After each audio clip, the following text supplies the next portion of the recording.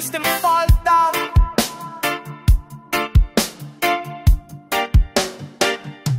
Tingnan mo ang lansangan, puno ng gutom. Mga anak ng bayan, walang makain na pagkain sa hapag. Habang sila sa taas nag-iimbak ng ginto, pinulsa ng gobyerno ang pawis ng bayan mo. Ipinangako nila tulay at kalsada, pero nasana wala, naglaho sa hangin. Hospital, walang gamot, paaaralan, walang libro. Saan napunta? Alam mo na, alam natin lahat. Binulsa ng mga traidor, yaman ng bayan, ninakaw ng mga demonyo.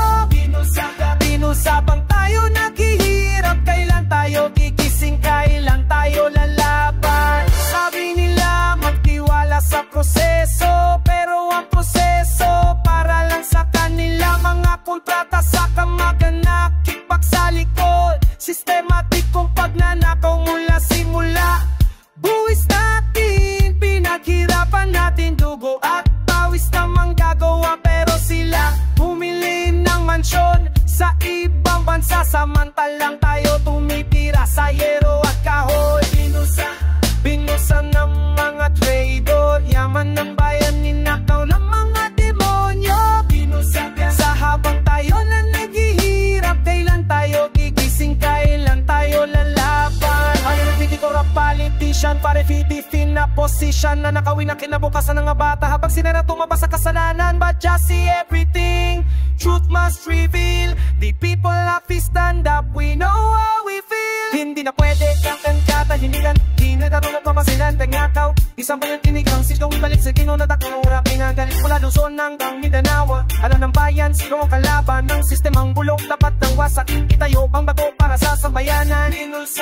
Binulsa ng mga traidor, yaman ng bayan, ninakaw ng mga demonyo. Binulsa habang tayo naghihirap, ngayon tayo gigising, ngayon tayo lalaban.